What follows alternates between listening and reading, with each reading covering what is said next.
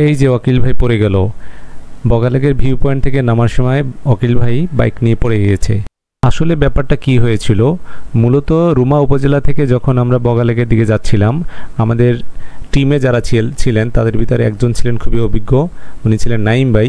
তো বগালেক পার হয়ে আমরা যখন উপর দিকে উঠতেছিলাম তখনই দেখলাম যে তারা দাঁড়িয়েছে। তো আমিও ওই ভিউ পয়েন্টের দিকে উঠে গেলাম, কাঁচা রাস্তা, ওখানে পাহাড়ের একদম উপরি অংশ, ওখানে পাকা কিছু নেই, মূলত ওখানে দাঁড়িয়ে বগালেকটা একদম পুরোপুরি ওখান থেকে দেখা যায়। তো আমরা আমাদের যে টিমে যারা ছিলেন বাইকের অন্য সদস্যরা, তারা বাইক নিয়ে অলরেডি উঠে গিয়েছেন। তো আমিও উঠলাম।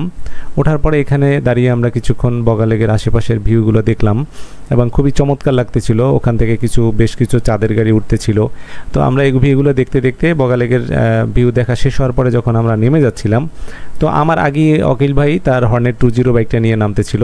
তো ওইখানে আসলে নামার ওই মুহূর্তটা খুবই ঢালু বিদায় ওখানে সে মানে স্লিপ করে পড়ে গিয়েছে। মূলত তিনি একটু টার্নিং নিয়ে নামতে পারতো, তো সে হয়তো খেয়াল করেনি। ওখানে দুটো জায়গা ছিল, 2-3টা জায়গা পয়েন্ট ছিল যে মোটরসাইকেলের চাকার দুই তিনটা ভাজে যাওয়া লাগতো। তো যাওয়া হওয়ার তাই হয়েছে, অকিল ভাই ওখানে পড়ে গিয়েছে। তো মূলত সে ব্যথা পায়নি, বাইকটি শুধু পড়ে গিয়েছে, আর কোনো সমস্যা হয়নি। তো আমরা ধরাধরি করে তারপরে বাইকটি উঠানোর পরে তারপরে আমরা আবার যাওয়া শুরু করলাম। তো মূলত আসলে আমরা তো ওখানে অফ রোড ছিল, মেইন রোড থেকে আমরা ভিউ দেখার জন্য, বগালেকটা পুরোপুরি দেখার জন্য ওইখানে আমাদের যে টিমের অন্য সদস্যটা ওঠার কারণে মূলত আমরা উঠেছি। আমরা আসলে খুবই এক্সাইটেড ছিলাম এবং আমাদের পরবর্তী গন্তব্য হলো আপনার কেওক্রাড্যাঙের দিকে আমরা যাব। তো ভিউ পয়েন্ট থেকে নামার সময় এখানে ঢালু জায়গাটায় অকিল ভাই পড়ে গিয়েছে। তো আমাদের আর যে 2টা বাইক আছে ওনারা কিন্তু নেমে চলে গিয়েছে, আমি পিছনে, এরপরে সামনে হলো অকিল ভাই।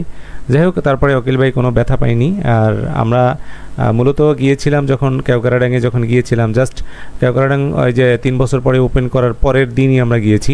ফলে রাস্তায় খুব একটা বাইক দেখা যাচ্ছে না বা খুব একটা যানবাহনও নেই, পর্যটকদের ভিড়ও ছিল না, আমরা সামান্য কয়েকজন ছিলাম ওই রাস্তায়। তো যাই হোক, তো এখন যা হওয়ার তাই হয়েছে, অকিল ভাই মোটামুটি ইজি হয়েছে। তারপরে সে তার স্বাভাবিক অবস্থায় আসার পরে সে বাইক নামিয়ে নিল। তো এখানে দেখতে পাচ্ছেন যে একেবারেই ঢালু, তো একদম খাড়া এখান থেকে নামার পথে, এবং বিশেষ করে মাটি থাকার কারণে মূলত এখানে স্লিপ করেছে।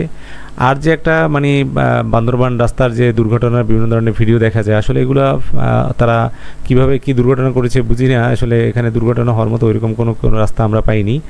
তো অনেকেই দেখে এটা অভিনয় করেছে কিনা তাও জানি না।